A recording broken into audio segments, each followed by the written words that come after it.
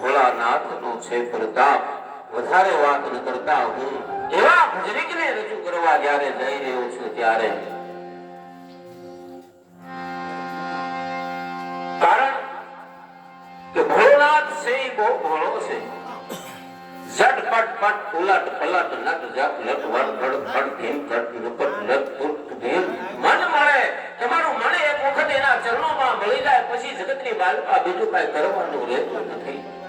કારણ કે ચડી મન ડોલે કબૂતર બોલે કબેણ ખોલે ભગતન બાલા ભભૂતિ ગાયા ધતુરા ચવાયા ગળે નાગ કાળા અહો બેલ વાળા કહત હે ગુણ ગાવત. એના કેટલા ગુણ ગાવી પોતે જગતનું સર્જન કરીએ કે પોતે લંકા નગરી તો ભોળાનાથે બનાવી હતી. પછી આ તો વાસ્તુ લેવા દશાનંદ આવ્યો કે વાતો મારે જોઈએ તો કોઈ આલે તારે. આટલો ભોળો એવો છે. આ બધો તારો છે પરતાપ એ ભોળા તારો છે પરતાપ. આ બધો તારો છે પરતાપ.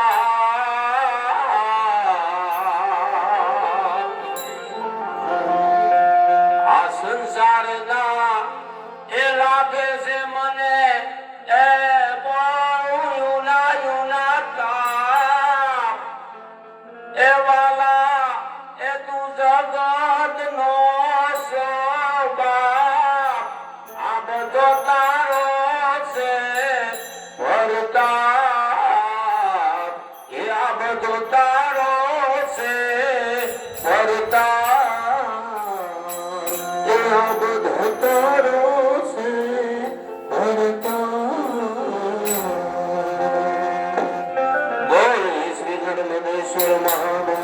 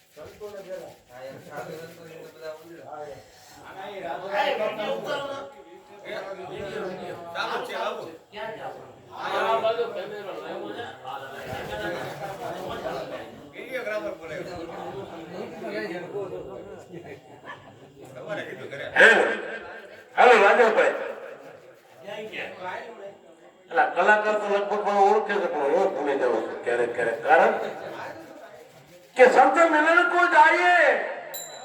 વાહ મારા ઉસ્તાદ વાહ. સંત મિલન કો જાઈએ તજી મોહ માયા અભિમાન. જ્યો જ્યો ડગ આગે ભરું ત્યું ત્યું કોટી એટલે ફળ સમાન. ભાઈ શ્રી સાહિત્ય બહુ સારું રૂપ કર્યું. ભગવાન ભોળાને બહુ રીઝવી નાખ્યો. હું વારે વાહ સુભાષભાઈ ને તારેના ગરગડાટથી જોરથી વધાવી લેજો. શંકર ભગવાનના આજે જે કાંઈ અમાસનો દિવસ પવિત્ર દિવસ અને એમાંય અમારા પરમ પૂજ્ય સંત શિરોમણી નાગાફોજ પરમ પૂજ્ય સંત શિરોમણી ઘેરાનંદ બાપુના આશ્રમમાં એમના મંદિરમાં અને એમાં મારા ગુરુભાઈ હોય બાપ. મારું નામ શાંતિનંદ સરસ્વતી. ગુરુ શ્રી શિવાનંદ સરસ્વતી લોનાળા જાગીર અને મારા ગુરુભાઈ ભૈરવાનંદ બાપુ જે છે એ પણ મારા ગુરુભાઈ એમના ગુરુ પણ શિવાનંદ બાપુ સરસ્વતી તારે ગડગડાથી મારા ગુરુ મહારાજને ખૂબ ખૂબ વધાવી લેજો. અહીંયા હાજરી નથી એવું અમે બે ભાઈ નો કહી શકીએ. અમારા ગુરુની હાજરી અહીંયા નથી એવું અમે બે ભાઈ ન કહી શકીએ. પણ દેશ કે રાજસ્થાનમાં હોય પણ એમનો આત્મા અહીંયા હોય, એમના મન બધા અહીંયા હોય, આપણને બધાને નિહાળતો હોય બેઠા બેઠા. એવા અમારા પ્રમુખ પૂજ્ય સંત શિરોમણી એક તાળીના ખૂબ ગગડાટથી શિવાનંદ બાપુનો તાળીના ગગડાટથી નાગા ખાન નિરંજન ખારા એવા સંતોને આપણે વંદન લાખ લાખ કરીએ. શંકર ભગવાન ભોળાનાથ બોલો એટલે કેટલો બોલો મારા બાપ, વિચાર તો કરો.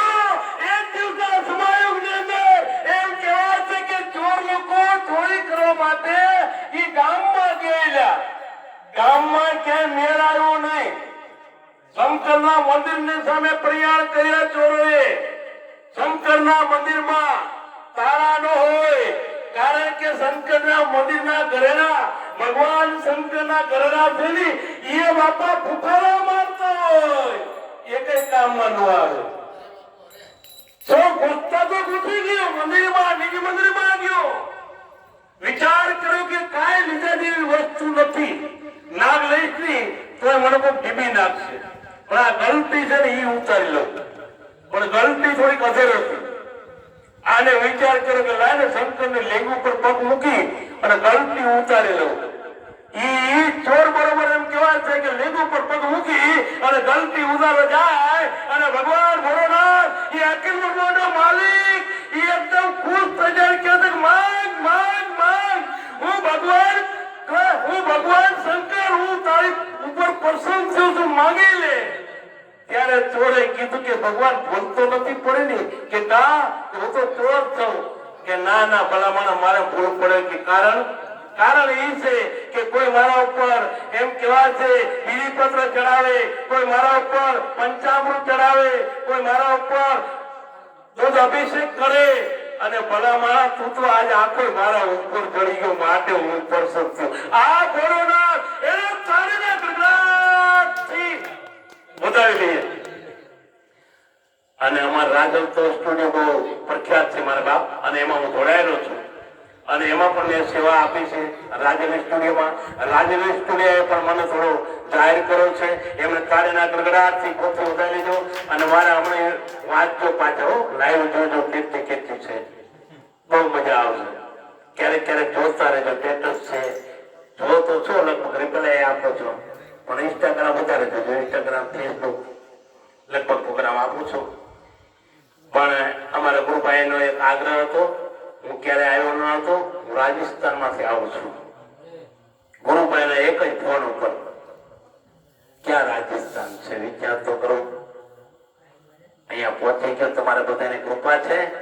પણ કહેવાનો અર્થ એ છે કે જબાયો જગો તમે ને જગો હશે તુમ રોઈ, अब करनी ऐसी कर चलो तुम हंसो और जग रोए. मरी गया पाछળ કદાચ યાદ ન કરે ને તો મારા બાપ ઈ આ જિંદગી નથી, પછી આવ્યો પણ જાણ્યો નહીં. ઈ મનકા દેનો મરમ કોળિયા અનાજે કારણે તે કોટિક બાંધ્યા કરમ. અને મારે જે કઈ એક વાત કહેવી છે, પેલા એ આ જોડી ગૌ માતાને વંદન કરીએ. બોલો ગૌ માતા કી જય. રાષ્ટ્રમાં ગૌમાત રાષ્ટ્રમાં જય. અને જય કિસાન જય જવાન. કેમ બોલવું પડે છે? હું ખેતીવાડી વાળો મારા નથી, હું ખાતેદાર નથી, પણ છતાં મારો હક છે બોલવાનો સાધુતા રીતે. કારણ કે સવારે મારા બાપુ રોટલી જમી લઉં છું, હું નાસ્તો કરું છું, બપોરે જમું છું, સાંજે